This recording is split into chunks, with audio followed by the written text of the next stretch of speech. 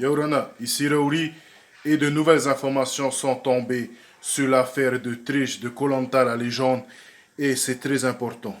Comme vous le savez, Tehei Ura a été le seul à assumer avoir triché pendant la saison de ce All-Star Koh Lanta la légende chez lui à Tahaa. Mais de nouvelles informations sont tombées sur les autres tricheurs qu'il n'a pas balancé, je tiens à le répéter. Les informations ont été données par le journal Le Parisien. D'après Le Parisien, la production ALP continue de mener l'enquête pour trouver les autres tricheurs qui, comparés à Tehei Ura, n'ont pas assumé et se cachent derrière lui. 7 mois après le tournage, la production continue de mener l'enquête. Le Parisien avait notamment révélé que Claude et Sam avaient triché avec Tehei Ura. Il a beaucoup hésité sur la stratégie à avoir concernant sa triche, déclare un proche. D'autant plus qu'un autre candidat les a surpris dans le noir et a tout raconté. Claude aurait pu dire que la tentation était trop grande. Il a finalement décidé de nier jusqu'à la mort. Après tout, les caméras n'étaient pas là. Un autre témoin anonyme rajoute, à la recherche de nourriture, il s'est fait repérer de nuit par un gardien du côté de la tente des techniciens. Mais il a pu repartir à moindre frais.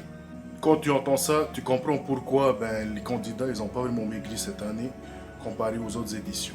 Mais d'autres candidats ont profité de l'île du Conseil. Vous savez, c'est l'île où les candidats s'éliminent et Denis dit la phrase mythique « La tribu réunifiée a décidé de vous éliminer et leur sentence est irrévocable ». Certains ont été encore plus imaginatifs que Tehei Ura. Leur méthode opératoire attendent que les gardiens censés les surveiller après les votes au conseil s'endorment pour rejoindre le Sunset Beach Motel, une pension de famille qui dispose de 6 bungalows avec vue sur le lagon. Et c'est des locaux de Tahaa ou de Raiatea, je ne sais pas, qui ont balancé tout ça. Si des candidats sont venus chez moi, vous savez, dans les îles, on oublie tout. Les candidats soupçonnés de triche auraient été accueillis chez un couple. Donc c'est des locaux. Soit c'est des gens de Tahaa, de Raiatea, ou des Frani, voilà, mais c'est des gens qui habitent là-bas sur le Moutou, quoi. Les gens de Tahaa, vous savez sûrement qui c'est. Je ne vais pas vous dire de balancer, voilà. Mais n'oubliez pas que Tehei Ura prend tout le blâme. Il prend tout, alors que les autres, eux, ils s'en sortent.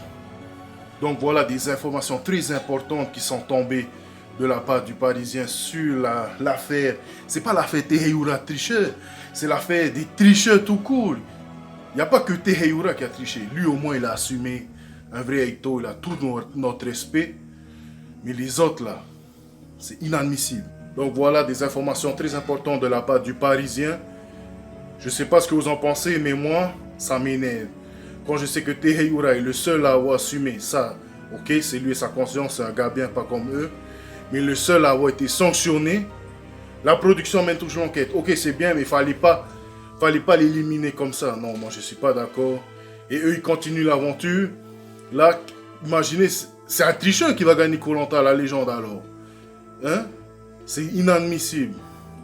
On se voit très prochainement pour de prochaines informations. Vous en faites pas.